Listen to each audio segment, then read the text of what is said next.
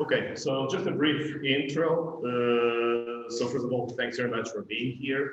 I'm João Sousa, I'm a professor at Porto University for now. And basically, I would like to welcome Carlos Barrera. So Carlos will be talking about PLOCAN. And I assume that you guys have, let's say, read his resume, but since I'm a bit lazy, I'll ask Carlos to say 5 words about himself before starting. This will be the intro. The other thing is, this is also aligned with our project EU Marine Robots, which is about infrastructures, and it's about sharing those infrastructures and making those available to the let's say, worldwide community. And that's pretty much it. So thanks very much, Carlos. The floor, not exactly the floor, but the computer is yours. the computer is mine. Okay, thank you very much, Joao, and all the team there at LSTS for having me and PLOCAN joining this summer LSTS 2020. So it's really a great pleasure. Well, basically, what I prepared today for the presentation, it's an overview about autonomous ocean vehicles, marine robotics, as you prefer to call it. Not only what we do here at PLOCAN. Of course, I will show you some information about our capabilities and activities related to ocean observation using cutting-edge technologies as autonomous vehicles, but also according to the profile of the attendees today, I have considered it interesting to provide also a more general overview about the state of the art of the autonomous vehicles, mainly addressed for ocean observation. I will focus a little bit more on guided technology, providing not just the state of the art nowadays, also some applications and examples with missions that has been performed by PLOCAN in partnership with other teams and other groups. And finally, a brief mention on the glider school as a very good opportunity for those interested on marine robotics in general, and in particular on glider technologies, start to learn on such a specific technology. So for those less familiar with PLOCAN concept and activities and so on, so just let me briefly introduce you what is PLOCAN and what we do and what we attempt to cover in terms of marine science and technology. So PLOCAN is basically a public institution, so participate by the national government of Spain and the regional government of Canary Islands. So we belong to the national map of what it's called unique scientific and technical infrastructures, ICTS. And PLOCAN specifically, it's committed and addressed with and for marine science and technology. So our main goal, was at that point to design and the construction. So that has been already done, hopefully. And right now we are already operating an offshore platform that it works as a research and innovation facility in the field of the marine science and technologies, basically with 2 main approaches. So one is to provide technical and operational support, and also to provide service as an infrastructure for both public and private institutions or companies from the sector, mainly related to the blue growth approach. Our main working lines are not limited, but right now are related to marine renewable energies and ocean observation in what all refers to technology. We do science, but in another approach, in terms of we are mainly addressed for service provider in terms of technical support and operational support. As a keyword to define our activity and our vision, you can identify here on the right hand side on the bottom some keywords in order to identify much better our activity and our vision and approach as an organization and institution. So we are located in Canary Islands, Gran Canaria, in the east coast of the island. We have two main headquarters facilities, one inland, so it's in Taliate Harbor, so it's the white building nearby the lighthouse. I'm fully sure that most of you are already familiar with the location. And also we have, that's the new part of the organization, so an offshore facility that it's located 2 miles offshore of the coast of Gran Canaria, nearby Las Palmas, in between our land headquarters and Las Palmas, the Gran Canaria harbor. I will explain you a little bit more about the offshore facility later on. So just for briefly to introduce where we are located in our facilities.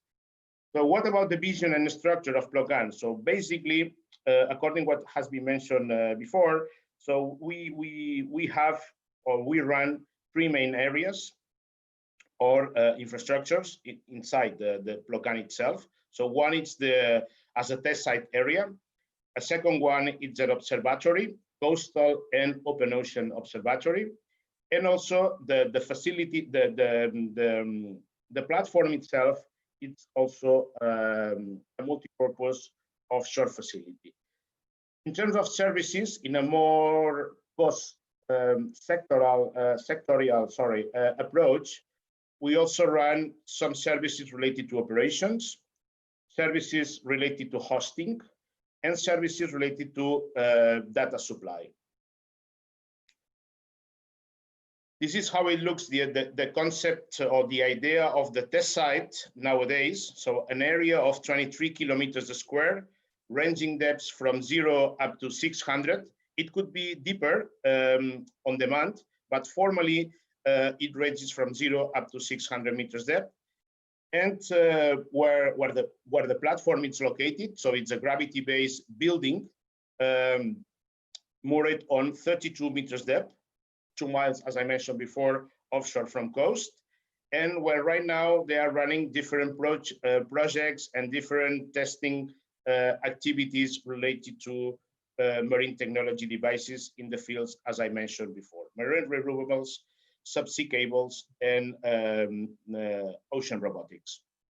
This is a real picture from a plane, so of the area. As you can see on the right, so there is Las Palmas city, and also the platform, the dimension of the platform, and a quite big windmill gravity base that it's right now testing in the area. So the test site has right now and already some subsea cables connecting the platform and the windmills in order to, for one side, to evacuate power generated, also to bring power to the platform, and also, and obviously, for communications. I will not go into too much into details because we have a lot of information today in the presentation, and I want to focus more on marine robotics as the main topic. So here's just a few examples of what has been already tested in our test site. So different prototypes of wave energy converters, windmills, moorings, of course, marine robotics from AUVs to glider fleets. And also on the bottom, on the left, you can see some specific frames or structures that are addressed for ocean acidification experiments in open waters. In regards to the observatory, it's an area, as you can see on the map, that covers approximately 70 miles from the test site area up to ESTOC, that it's the open ocean station for time series in the Canary Islands. The area, it's covered permanently right now with different technologies in order to increase presence and increase the number of data and information, at least, to be provided for different studies and applications. And for that, we use different kind of platforms. That could be ship-based platforms like classical CTD Rosette, XBTs, moorings, drifting buoys, HF radars, and of course, gliders. The activity related to the observatory, it's basically running through projects and at national and international European level. Probably some of them are quite familiar to you. But what is important here, it's what we try to do in order to mix local to international or Atlantic basin area. So in terms of operations, what does it mean? So of course we are located in a specific place. That's obvious. But of course the activity using the available technology right now could be in a more wider area and a scenario. So that's what we try to highlight here. So from STOC we have presence and activities in a wider area that could be Canarian Island archipelago, also the Macaronesian region. So that means from Azores to Cape Verde archipelagos, and of course at international level as members of EMSO, the European Multidisciplinary Seafloor and Water Column Observatories that it's right now an ERIC. So we try to also to contribute to these initiatives. STOC has been operational since 1994 up to now, so through different projects and initiatives. And since 2011, and that's important to highlight in regards to the topic of today, it has the observation has been improved by gliders in a seasonal mission program that I will explain a little bit more later on with some examples of missions that we are performing in the area with these new technologies.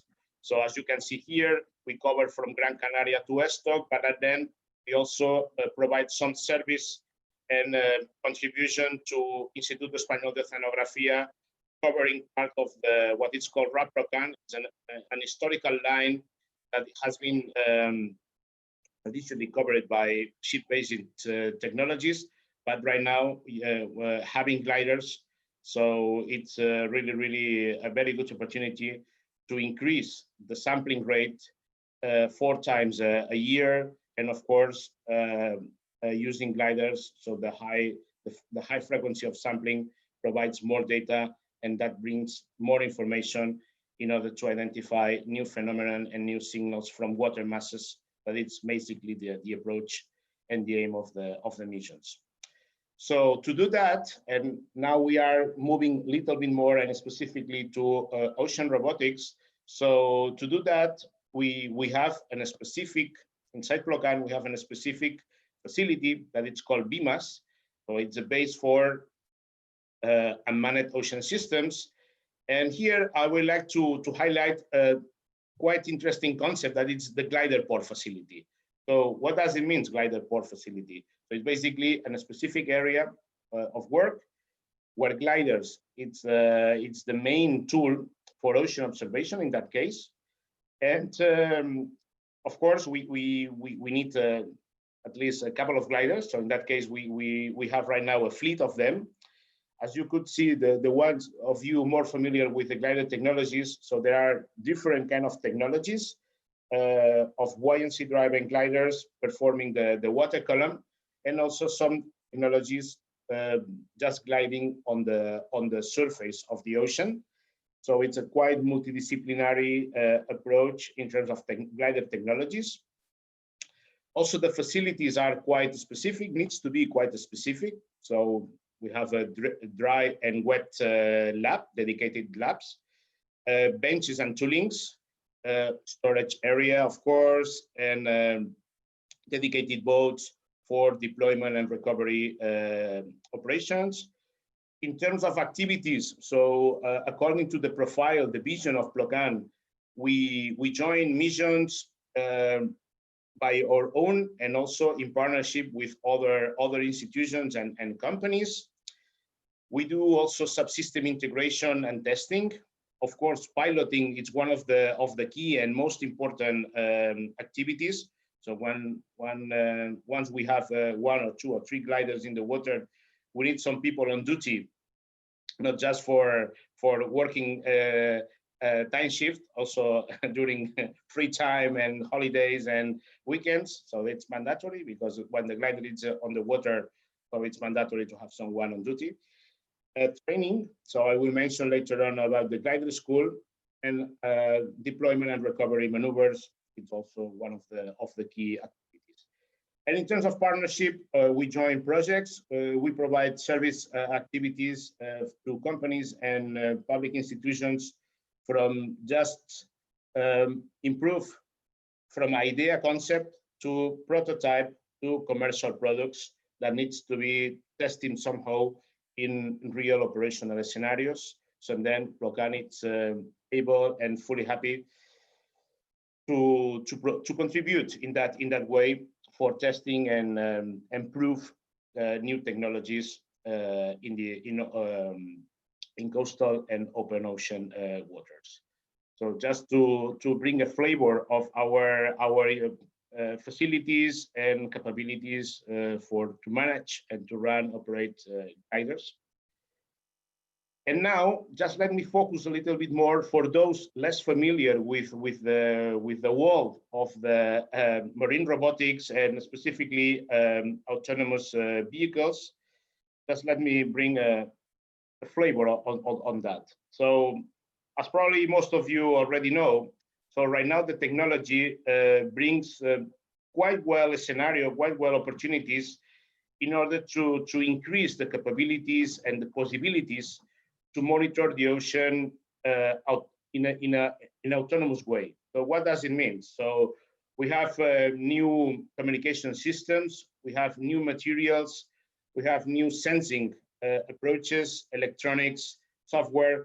So if we put all together according to the needs, so that brings different approaches in terms of platforms, autonomous platforms, fixed and mobile, to observe the ocean and to gather data and convert this data in useful information for different application services and general terms in benefit for society. You can identify here from moored buoys, of course, gliders, ships, opportunity ships, AUVs, landers, cargo floats, even some animals like seals or sharks. So they have the possibility to tag or to have some tags on board and then to monitor the ocean in that way. So this wide approach of technologies brings the opportunity also to focus a little bit more in terms of vehicles. So and then in vehicles, the approach or the options in terms of observe the ocean, it's still quite wide. There are 3-4 main families of platforms or vehicles, what you prefer to call it. So one of them are ROVs, ROV. The second one is AUVs. ASVs, it's quite similar to AUVs, but remains only on surface. And then there is on the right, there is a 4th family of platforms that are gliders. So just focusing a little bit on each of these families. So the ROV, it's basically a camera system with thrusters and an umbilical for power and communication with the surface operator. That could be on a ship or just in a pier, in a harbor facility, just looking what it's going on nearby. But of course, the concept of ROV started from the need from oil and gas industry, where the operation using divers was not possible to the pressure. So and then the water pressure. So and then the concept of put ice deeper on the below water surface, so provides the opportunity to develop this concept of the ROV. Of course, nowadays the technology in terms of ROVs, it's really wide. So you can find or buy, if you are interested to buy it, ROVs from just a few kilos with just a small camera and thrusters, very simple and quite useful to manage ROV. From that point up to really huge ROV systems for more as a working class to do some specific works really in deep waters. So just an example, so Portugal as a country has such facilities. So there is the ROV Luso, so that it's able to fly down 6,000 meters. So it's a full range approach in order to do really important and specific works below water. Just examples. I put some reference of for those interested on ROVs. So in order to explore more in terms of commercial approaches and capabilities and discover a little bit more. So this is a classical schematic of how it works an ROV. I will not go into details, just to show you as a concept. This is real pictures of how to manage a quite big system of ROV system. So from the piloting cabin up to the TMS and the large for deploying and recovering, and the specific image of the pilot doing a really specific and accurate work below water in quite deep areas, as you can see in the image. So let's move to AUV technologies. This is a completely different approach. So the main one in regards ROV, it's because they don't have AUV, they don't have umbilical. So it's completely autonomous system. Of course, there is plenty of options in terms of shape, weight, payload configuration according to your needs, as you can see in the images. So that means different size, different weight, and of course different endurance in terms of mission time below water, in terms of communications, telemetry underwater, etc., etc. This is a schematic just to show you different options in terms of AUV technologies. Most of them, they were born from the military field, but right now most of them has become commercial versions in order to provide also support and attend needs from oceanography, for instance, or for seabed mapping, or just to search and rescue applications. This is a drawing just to show the components, the main components of one specific configuration AUV, and here to compare with the real one, as you can identify the propulsion system, it's a thruster, also some cameras will be integrated with or define it in terms of payload cameras, underwater cameras, the acoustic systems for navigation and for communication with surface or with other AUVs as a swarm approach, etc., etc. This is I just put this example because it's quite new in the market. So it's eel shape.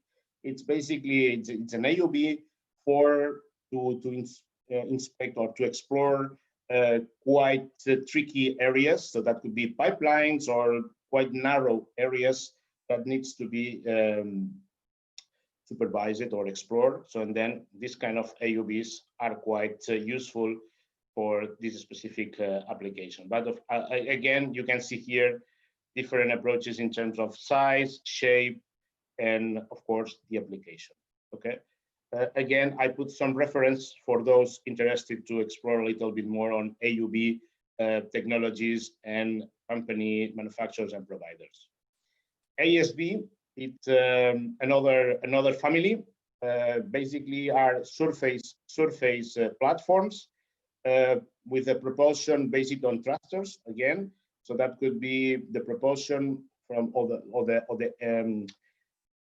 the power could be provided by fuel, or could be also from batteries that refuel the energy from air or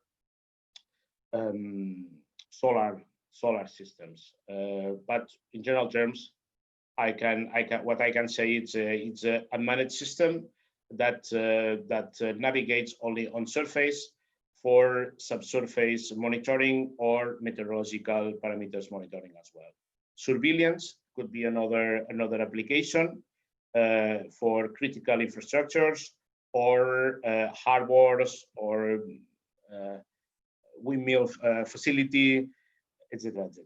But again, it's basically it provides capacity for surface and subsurface monitoring.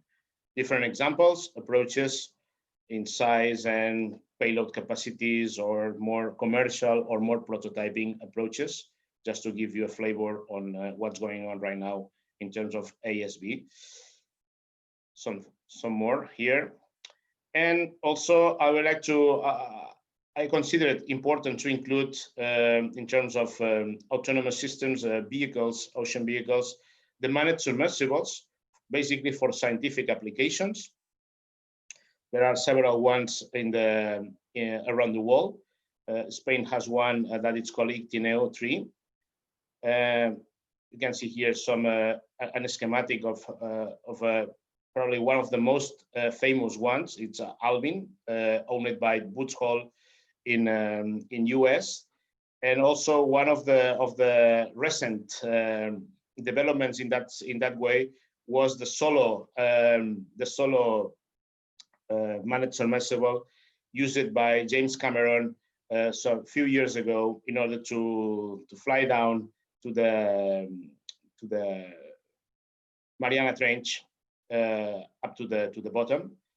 And well, that's also one option of managed equipment here for as a robotics application. And finally, I include this reference in terms of managed submersibles also for laser approaches. So this is a specific company in US that it's called DeepFly. So they provide service and also they sell such kind of F1, underwater F1 for laser, basically laser applications. It's not for scientific or for professional applications. Okay, and then with this overview, I would like to move more specifically to ocean gliders world. So for those less familiar with the glider concept and the history in terms of the need from ocean observation specifically in order to be able to have such cutting edge technologies that it's right now an ocean glider. Most of you, I'm fully sure you are familiar with the ship-based technology that it's called CTD. It's a multi-parameter proof that has been and still operated by ships, research vessels or ships, in order to profile the water column using a winch and a mechanical or electromechanical system, cable, in order to get data in real time from this profile to the vessel. Okay, so that was and still operating, but that was the first approach in terms of to profile the water column using a multi-parametric system or multi-parametric proof.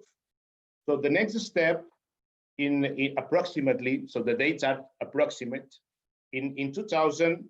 So the concept of the Argo float was released. An Argo float, it's basically a profiler that it works autonomously, but with the difference to the glider, that's the third step, it is not able to be piloted, so remotely. So and then the next step from the Argo concept to the glider concept, it's not still autonomous, but you can pilot it remotely everywhere. So it doesn't, there there is no need to have a pilot nearby the glider.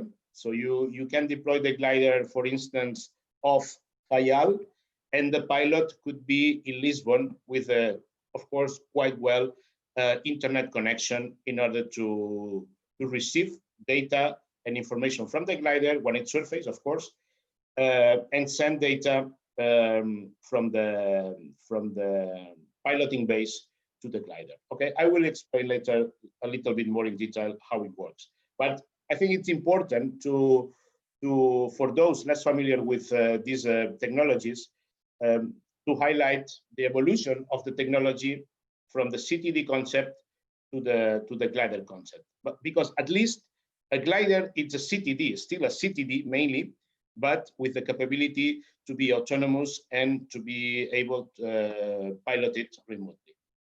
Okay, so basically, these are the main features or the main characteristics of a glider. I will not read down all of them, but some of them I think it's important to mention. So one, it's able to be piloted remotely. The other one, it's they can profile, when they are buoyancy driven technologies, they can profile the water column right now up to 1,000 meters depth maximum. I would like to mention here just briefly, so that there is, it seems to be in a few months, maybe next year, a commercial version of a glider for a full range of applications, but it's just well, an information not really public, but of course the companies are trying to do their best in order to release new improvements, and one of them is to provide a full range version of the glider technology. They can profile the surface when there are surface vehicles. They can work from hours up to months, even years. It depends on the area and the power supply system. But mainly, I would like to highlight here the two characteristics of the gliders. So they are sustainable. If we compare the operation, the cost operation, the effort that means to operate a glider in comparison with a traditional system that could be a research vessel, and also and obviously they are cost effective. So that's obvious in some way because the technology it's evolving quite well. So then that provides the opportunity to stay at the ocean in a more sustainable way, and of course in a most cost-effective way. Today there is no time to go into details about glider technology, how it works, and all the details in that way. But I would like just to bring a flavor on the technology basis, because I think it's really it's the most important in order to start to understand how they work and the capabilities. So basically, a glider, it's you should imagine a glider like a fish. So the propulsion system is key part of a glider. The propulsion system, it works like a fish. So there is a bladder on the back of the glider, but it's in contact with the water, and the rest of the vehicle has to be completely closed and without any touch with the water. So it's under pressure. And then there is a few amount of air that it's coming from in to out, from out to in to the glider in order to increase the volume of the bladder of the back, or decrease the volume of the bladder. So then what we are doing here is working with the density parameter. So the mass of the glider remains the same, and what we only change is the volume. So and then with that we create a vertical movement of the glider that brings the opportunity or the possibility to fly down or fly up to the surface through the water column. But this is not only the only parameter we need to change. We need also to change the pitch angle in order to fly down or fly up when we need to reach the surface. And this is changing the mass position inside the pressure part of the glider. So we need to move just a little bit a mass from aft to front part, from front part to aft part, in order to change pitch angle of the glider. So that's in very basic explanation of how it works, a glider in terms of propulsion, and that means more efficient in terms of the permanence, the endurance of the missions in open ocean. Here, this is how it looks, a glider inside. So nothing new under the sun in terms of subsystem components in comparison, for instance, with an AUV. So we have an area for the batteries. So could be lithium or alkaline batteries. It depends on for how long we want or we need to stay at the ocean. There is another part for the sensors. So we do not forget that the main goal is to monitor the ocean. So essential ocean variables. I will explain later on which one of them is possible right now. Communication, so telemetry, it's another important subsystem. And of course, for navigation. Okay, so that's basically the main subsystem components inside the glider. That's another view of one of the technologies. So that's the Sea Glider, and here is the Slocum. Sorry, that's the Sea Explorer, and that's the Sea Glider technology. So different approaches, but in general terms, there is the same subsystem components inside of both technologies. This is a table just to compare the available commercial technologies. Just for your information, you want to review later on. So the presentation will be available, so you can check more carefully.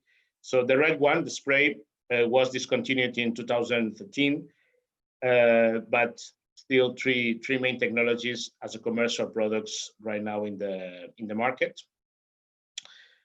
This is, in general terms, the design of the glider system as a whole. So, as I mentioned before, we need a glider, of course, and we need a glider man able to pilot the glider. We need an iridium, normally it's iridium system for telemetry. So it's bidirectional communication, satellite link. So in order to receive data from or information from the glider, not only scientific, also in regards status of the glider, parameters related to the navigation, internal pressure, etc., etc. And by the other hand, the bidirectional link, satellite link communication, it provides the opportunity to send new commands to the glider when the glider is in surface. For instance, if we need to change, let's say, the waypoint, or we need to change the sampling rate from one of the specific sensors of the payload, or to modify the depth, the diving depth, etc., etc. So then we are able remotely to change those variables as needed. This is a real picture of one of the technologies. So the Sea Explorer. So it's the only one European technology. This is the Slocum. So from Teledyne Web Research in US, and that's the Sea Glider right now, manufactured and marketed by Kongsberg. Another subfamily of gliders are those profiling only the surface of the ocean. So I just put a few examples of commercial technologies. One of them is what it's called wave glider. So as you can see here on the schematics, it's basically a two-body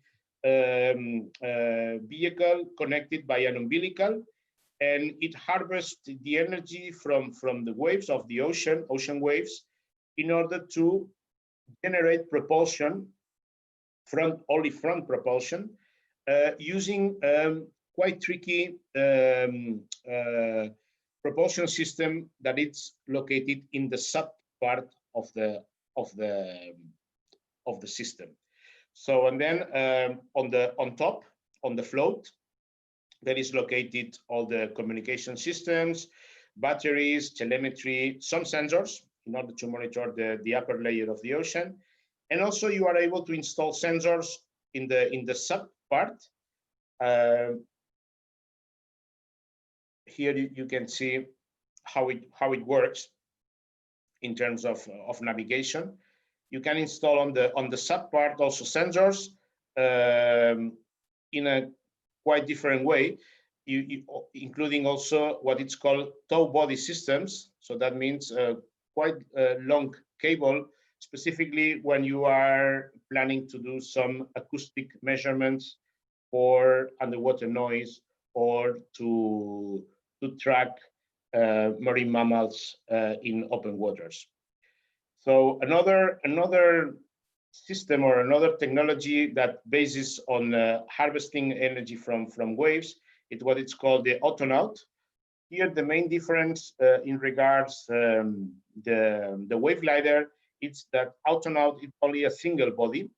So the propulsion system, as you can see on the image on the right on top, so it's directly connected in the aft and front part of the vehicle. It's like a kayak shape, different lengths, but the propulsion system is connected directly to the main or to the float body system.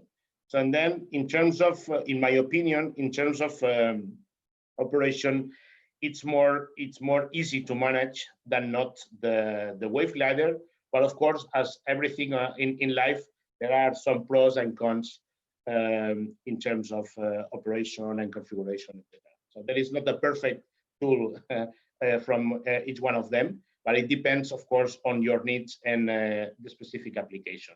But I want to show you what is available in the market in terms of mobile autonomous systems for ocean monitoring. So this is a quite interesting approach also. We are moving from wave energy to wind energy. So it's what it's called sail buoy. So it's basically a sailing boat able to be configured by different sensors on board in order to monitor the upper layer of the ocean, essential variables as well, and also some meteorological parameters, because there is the opportunity to install a small meteo station on top. A similar one, so based on the wind propulsion, it's the sail drone. So it's a US technology. It's quite new.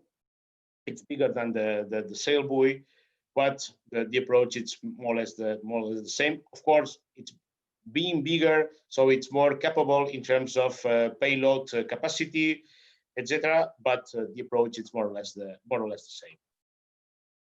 In terms of sensors, so this is something common for all the glider technologies. You can see here, I try to put some effort in order to classify for in terms of domains, so acoustics, pollutants, and biochemical and physical variables that needs to be, or for some groups, some companies, to be measured in the ocean. So, and then these are names of companies that are providing, that are selling specific sensors for such applications, so ocean observation, but specifically in regards acoustics, pollutants, or biochemical and physical ocean variables. So if you are interested on that, so feel free. I think there are, on all the names are linked to the company website in order to explore a bit more on that. So what is important here, it's at the same time the glider technology is evolving for a better product, of better solution. In parallel, so the companies related to ocean sensors, they are also making efforts in order to provide specific sensors in terms of low power systems, smaller, in order to be able to be integrated in small platforms that are gliders. So if we think on a CTD, classical CTD, for a ship-based approach, we are talking about a quite big sensor. But for instance, right now there is a specific CTD approach for to be integrated on a glider. So that's obviously it's smaller and more low power approach. Okay, so that's important here to highlight this this approach in terms of ocean sensors.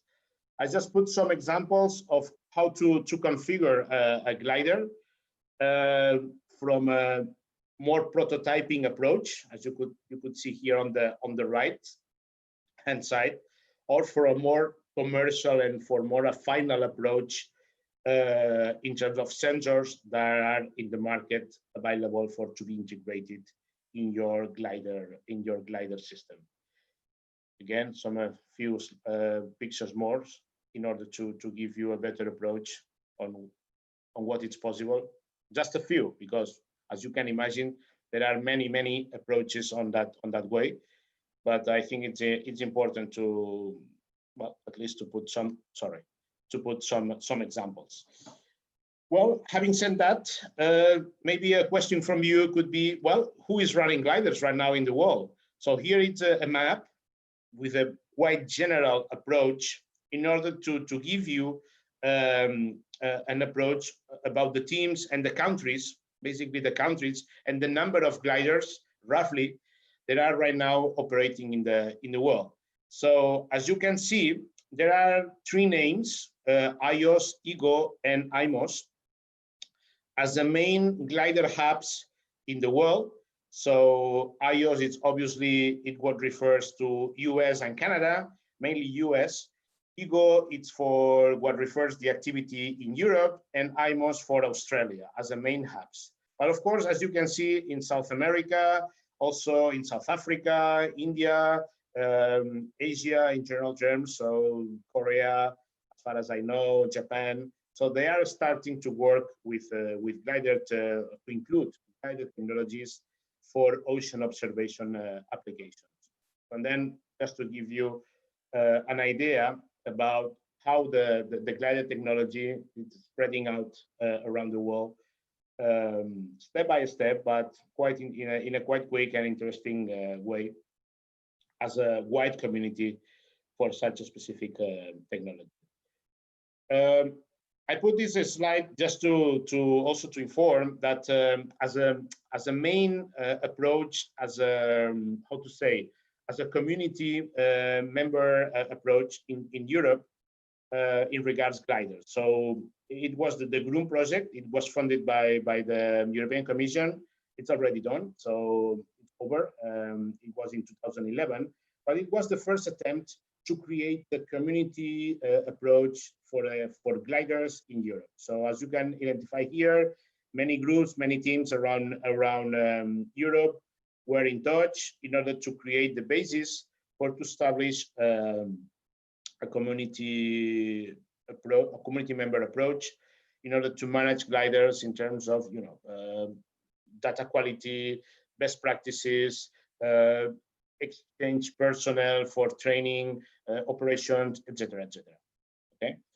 So, and right now, well, the community, it's improving in all senses, up to the point that Eurogoose has a task team and a working group specifically on gliders, and that it joins several initiatives and projects, not only in Europe, also in cooperation with IMOS colleagues and IUS colleagues in US.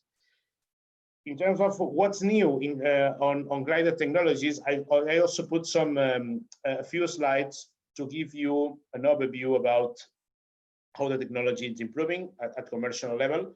So for instance, talking about the Slocum technology, there is a third generation, what is called G3. I will not go into details, but only to give you an idea that technology is improving. So, and then the commercial products are also evolving with new capabilities, more robust, and in order to cover your needs in terms of ocean monitoring. The same from Kongsberg. So there is a specific family from Kongsberg Sea Glider. So there is one for very shallow waters, another that it's able to fly down to 200 meters. An intermediate approach, it's the 1,000 meters sea glider, and finally there is what I mentioned before, a prototype able to fly down 6,000 meters, that it will be commercial quite soon, according to the information we have. This is also an interesting approach as a European project, so that it's Bridges project, that it's trying to develop a new concept of glider. It's a bigger approach in terms of payload capacity and capabilities, but still a glider technology. But of course, it's quite different in terms of shape and dimension, etc. But as you can see on the text, the project it's trying to release two versions, one for 2400, another for 1500 meters capability. And right now the project is almost over, and as far as we know, the trials in open waters has been quite successful. And then that means, so there is a new opportunity, new options in terms of glider technologies able for to be used by the glider community. In terms of ASVs or the surface gliders, you can see here the Ocean Aero. It's a new approach of a hybrid surface vehicle. I will just mention one specificity of this new approach. The mast you could see here as a sail has the capability to be put it back and then fly down below surface until 200 meters depth. So it's what it's called hybrid system, because it can glide on the surface, but at the same time it can glide through the water column up to 200 meters depth. In a more well, faculty or scientific approach, this is an example of MOTH, underwater glider, that it's been developed by Marum as a German consortium, Robex in Germany. Just put this example as a not really commercial approach. So right now it's more a prototyping developed under a faculty approach. And finally, I put this new glider technology. It's not yet available as a commercial, but it's from Heffring in US with a profiling glider that is expected to be released as a commercial product quite soon.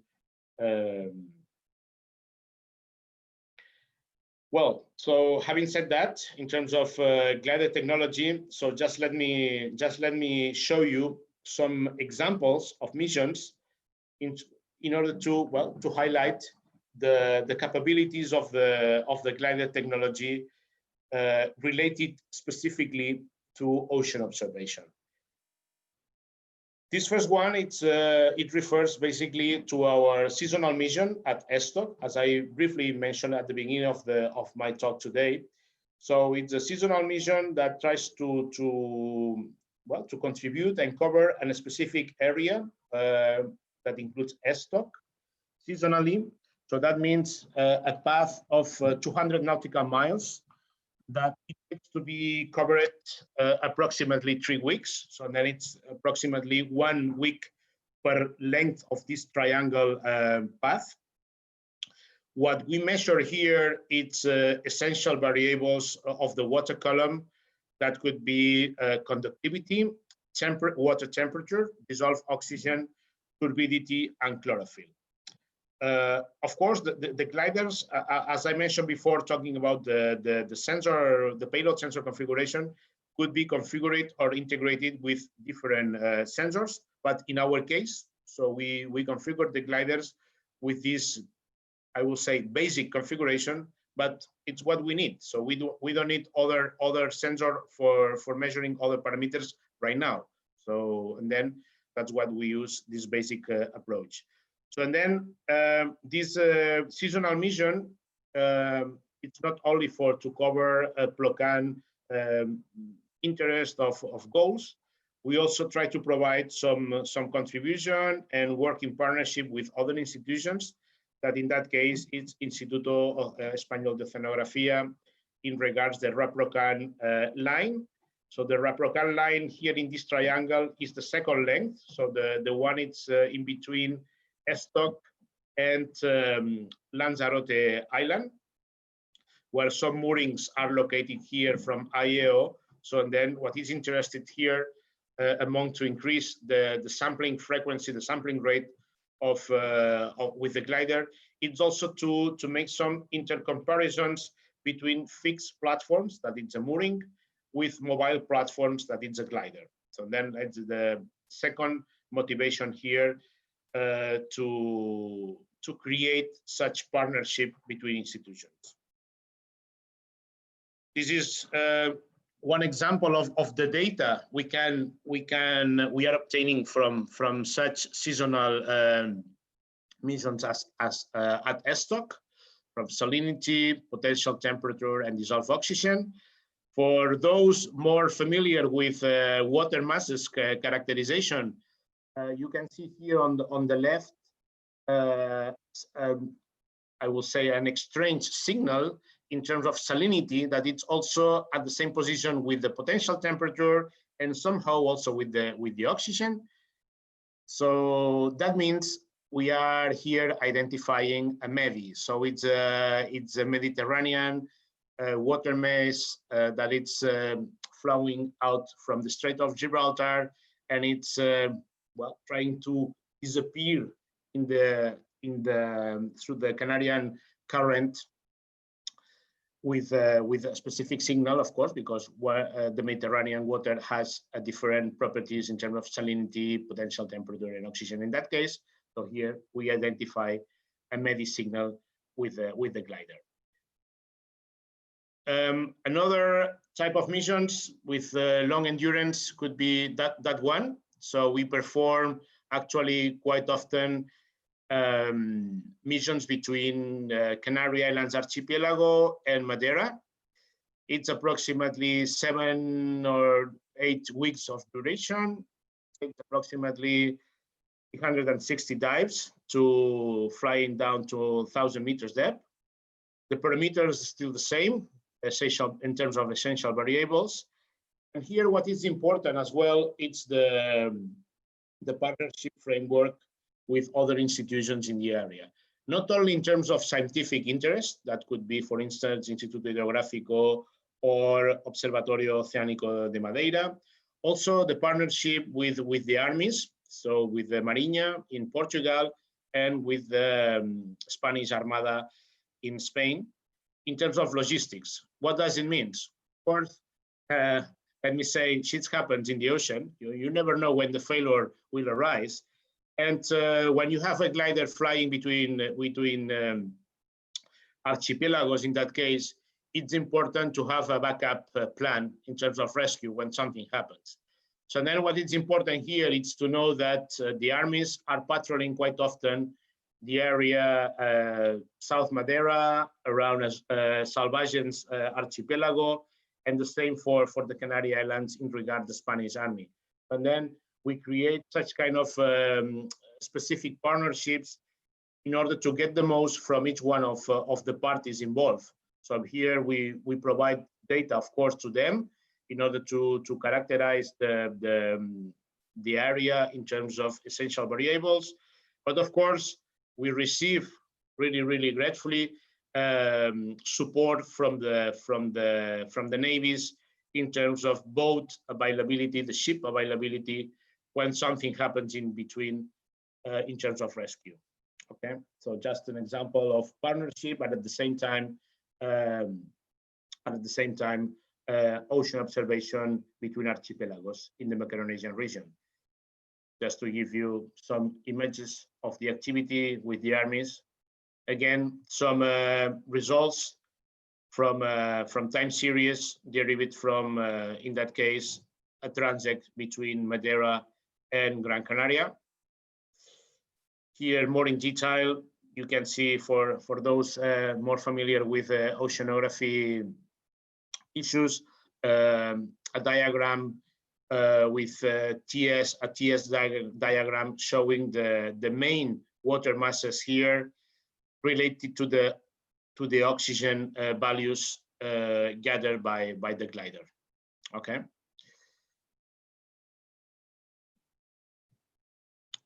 Here there is another example in partnership with NOC, with the National Oceanography Center, and in that case using a wave glider as a surface system. As you can see on top on the right, so there is, for those not familiar with the rapid watch array, so it's a line of moorings between Morocco coast and the Caribbean coast along the 26 North. Right now, and still subsurface moorings, so without any possibility to communicate in real time with the satellite. And then what NOC is trying to implement here is to fly wave gliders in the surroundings of the subsurface moorings in order to pick up information from the wave glider, and using the wave glider as a gateway to communicate with the satellite more in real time or near real time, in order to provide the information, the useful information from the gliders. Here it's another mission from between Cape Verde and Gran Canaria using wave glider that unfortunately was not fully successful due to fouling issues. So as you well know, so when you run devices in quite productive water, so tropical or subtropical waters, issues with the fouling, as you can see here on the right, could happen. So and then you need to take some action on that, and the action was to fully paint the glider with anti-fouling coat, in order to, at least to minimize the effect of the glider. So if not, it doesn't work. So in 2, 3, 4 weeks maximum, so the glider, especially the float part of the wave glider, becomes fully covered by biofouling. So and then there is no option to navigate successfully. Another example of mission, in that case using buoyancy driving gliders, it's the one we have in partnership with Instituto Geográfico. So we do this mission twice a year. There is a permanent program since 2 years ago. And we deploy the gliders off Nazare Canyon. We do some specific monitoring in that area, again for intent comparison with the moorings and the surface buoys that Instituto Geográfico has in that area. And then afterwards, we start the transect, crossing several areas of seamounts in front of Strait of Gibraltar, the eastern part of Madeira, Salvagens, and finally Gran Canaria. So this is approximately 2.5 months mission, quite challenging because the piloting it's quite difficult, mainly in regards currents. So it's an area with strong currents, and sometimes the navigation of the glider is not successful enough due to currents against the glider. Another example using surface gliders, in that case, again, the wave glider, it's for marine mammals monitoring.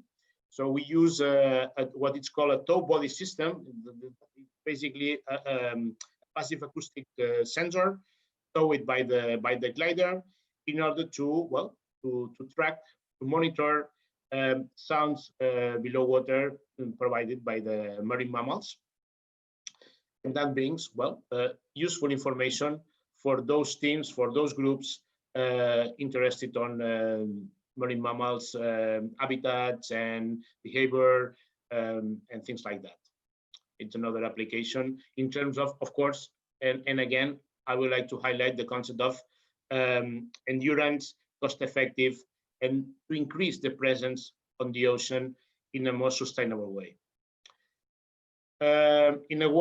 As a wider approach, an example of a mission using buoyancy driving gliders across the Atlantic, so circumnavigating the North Atlantic Ocean using a Slocum glider. That was in partnership with Teledyne, that it's the manufacturer, and also with Rutgers University as also scientific partner. That was the second one that started in 2018 and with several stops, one in Gran Canaria, second one in the Caribbean, and finally a third one in Cape Cod as a final stop, ending the mission.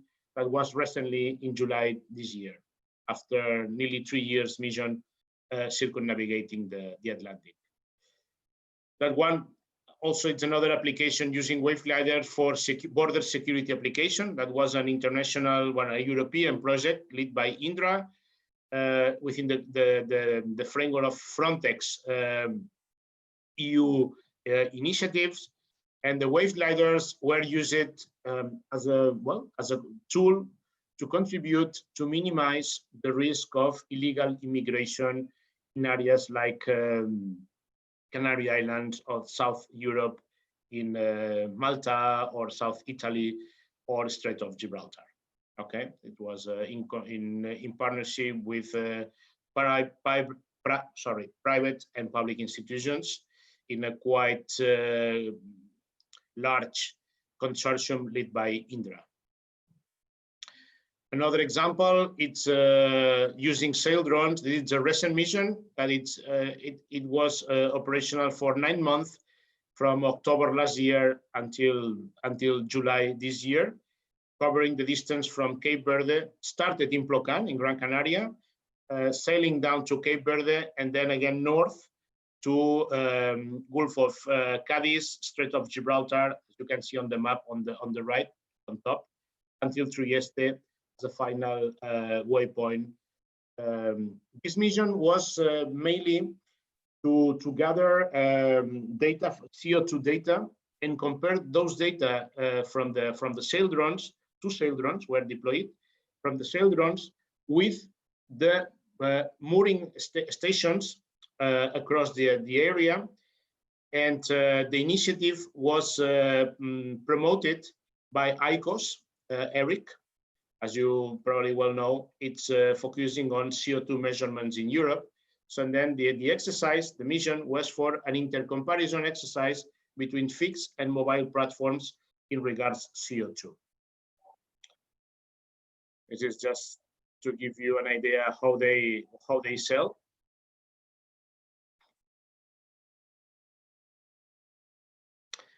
And finally, I think this is the last example of mission. It's the one performed between Fayal and Gran Canaria using a Waveglider. And also in Fayal, we do a more local exercise for 2 weeks using a Slocum in the Condor, if I'm not wrong, in Condor Seamount protected area west of Fayal. But you can see here a combination of different technologies in the area of the Macaronesia for different approaches and goals.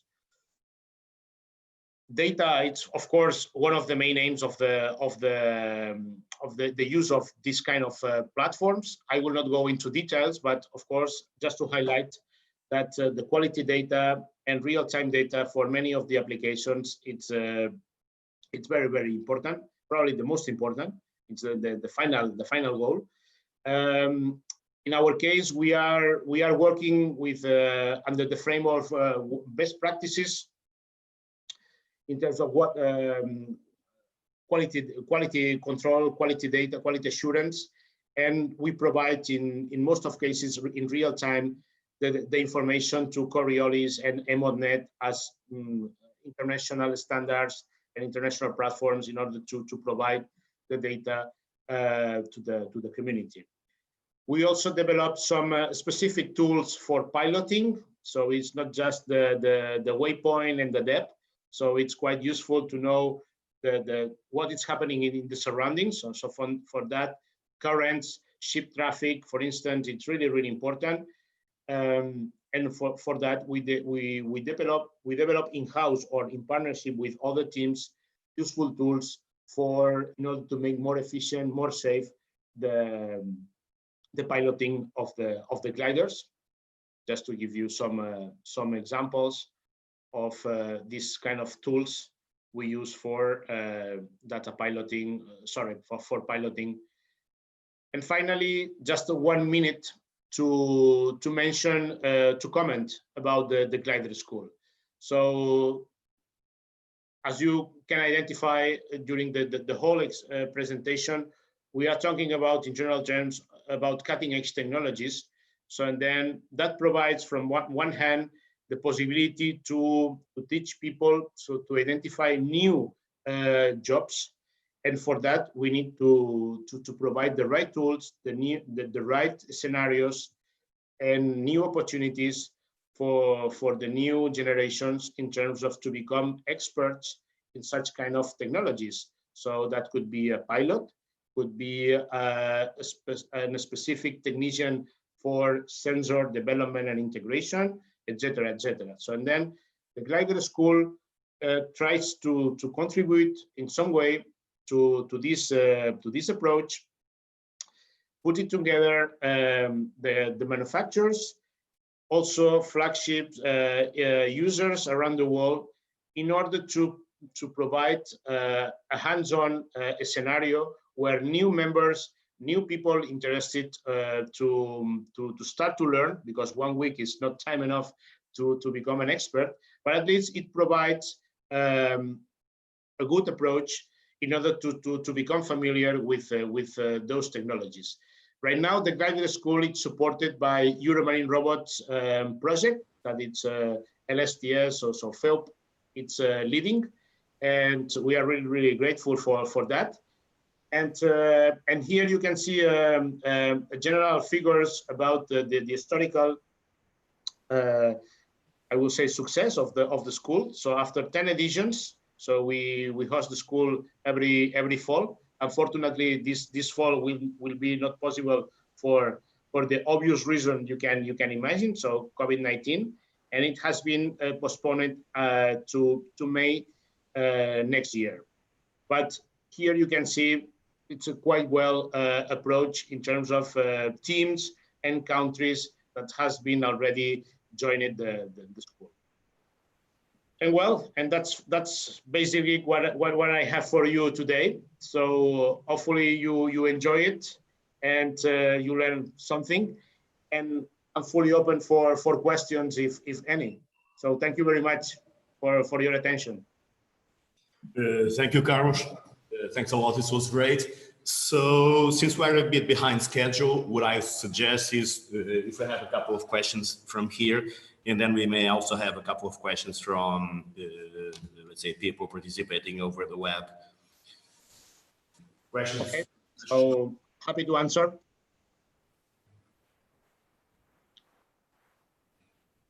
Okay, there's one there.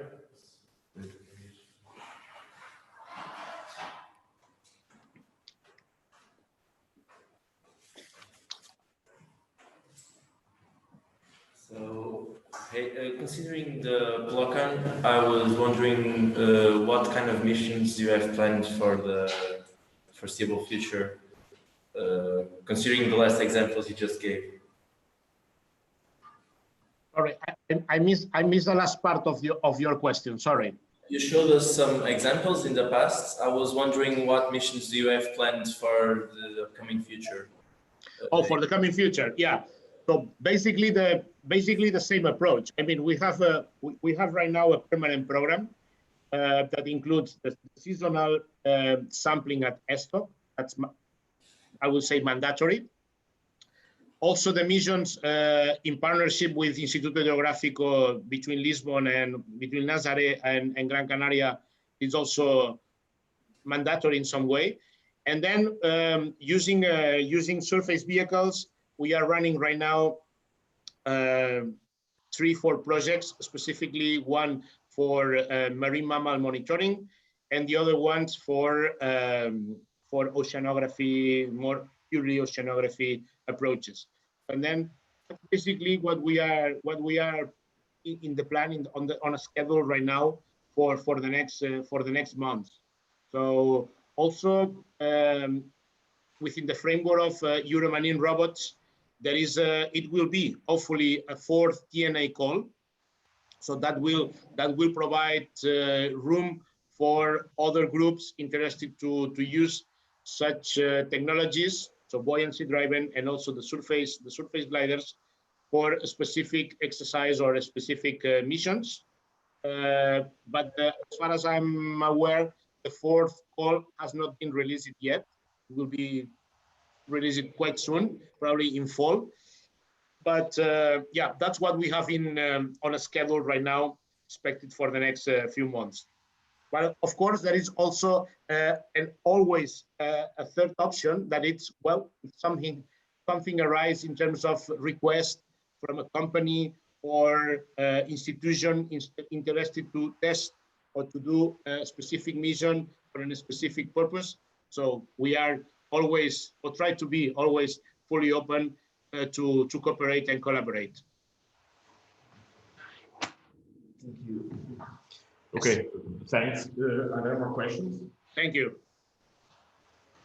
Carlos, I have a quick question. So I know that we're, let's say, a bit behind schedule, but just a very quick question. I know it's probably it requires a long answer, but what are the, if you could, let's say in 1 minute, tell us about the lessons learned from your deployments with, let's say, gliders and also with surface vessels. If you could basically be quite succinct in 1 minute, what were the main lessons learned from those deployments in the last few years? Mm-hmm. Well, probably the main one, it's the technology, it's improving. That's an obvious reason, but I think it's important to mention that. So it provides more capabilities, more opportunities in terms to be more autonomous, to increase the presence in the ocean. That's one of the main goals. So to be autonomous in terms of, well, I'm at home, I'm in my desk, and I have 1, 3, 7, 10 autonomous systems generating real-time data in a, let's say, quite well quality data. So that's another. It's not science fiction. It's reality. So you can do that. And nowadays, also another very important. It's in regards the technical people. So the technical teams specifically to manage, to operate, to maintain such kind of technologies, it's mandatory. So it's not just a question, well, I have some people that knows quite well, or no. You need specific people to run such kind of technologies. So as you probably well know also in your team. So mandatory. And for that, we need to provide the right ways to teach such people and to create the opportunities that people become experts for to support such kind of activities. Because if not, there is no way. So you can be successful for once or twice, but this is not the way. So you need permanent and well-skilled people supporting and operating such kind of technologies. And I think that's basically, from my point of view, the lessons learned in regards such kind of new technologies for ocean observation. Of course, there is another one, and it's the international community, international approach. It's also improving. That's obvious, and the policymakers are taking into account that there is new possibilities and new opportunities to improve ocean observation. So, and for the benefit, as I mentioned at the very beginning of my presentation, for the benefit of the society. So it's not just for scientific purposes. It has to be beyond that, and that for society benefit. Okay, so okay, João, João and Carlos, sorry, there are 4 questions here now. Questions are popping up. Can I ask this question? One question from the YouTube live streaming, 2 from the Zoom, webinar, and another one that I received from WhatsApp. Can I ask these questions, João? Do you have a Yes, sure, but we have to be quite succinct. Yeah, okay. So the first question from YouTube live streams from Luis Alexandre Guerra. He asked regarding deep glider. Have Yes. you ever performed any test with this new technology? In PLOCAN, not. So not yet. So we are waiting for the opportunity to access a commercial unit in order to start to work. Because, for instance, at Estoc, 1,000 meters is still too shallow. So there is 4 kilometers deep. So and then we can also only monitor 25% of the water column. But in our experience, not yet. So the answer is not yet. But we know teams, specifically NOC in UK, they are already running a deep glider. Okay, so we have two questions from Swale Aboud. I mean, first one, he did not get the part of georeferencing the information taken by gliders. How is it done? And the second question is, do you have a specific or recommended program software that can be used to annotate, analyze the information from gliders for the purpose of reporting? Okay, so in regards to the first question, so the glider use different sensors to navigate underwater, and of course when it surfaces, it uses GPS basically in order to know where it is, and then report the information. In terms of communication, as I mentioned before, so there is no chance to communicate remotely with the glider when the glider is underwater for obvious reason. And then in regards to the data, to manage the data and the information from the glider, and basically, I assume that the question, it's more addressed for the quality control, quality assurance. We use different software tools. So that could be from MATLAB, from Python, from, so different ones. But there is not only one specific to manage the database and to process data from gliders in order to create the plotting and the useful information for the end users. Okay, and now the final question is do you have any experience or any projects regarding linking marine robotics to citizen science to collect data in coastal areas? Well, in particular here in PLOCAN, right now we are joining Jericho 3. That it's a network of coastal observatories where gliders are one of the tools for ocean observation to be used, and then the gliders, of course, contribute for this multi-domain or multi-platform ocean observation in coastal areas, specifically in order to increase and improve the capabilities for ocean observation. But yes, Jericho could be one of the flagships projects in Europe right now using gliders in terms of coastal observation. If they are interested, I would recommend to explore Jericho project for that. Okay, thank you. Thank you. Okay, so thanks very much. I think that we should adjourn soon. So before we go, just again, 2 notes. The first one is that, Carlos, I think that you mentioned that already, but I think that we can, let's say, restate that, which is, I think that probably if those guys are interested, they could conceivably apply to future glider schools, right? Yes. Yeah, so I think it's open to everybody that wants to apply.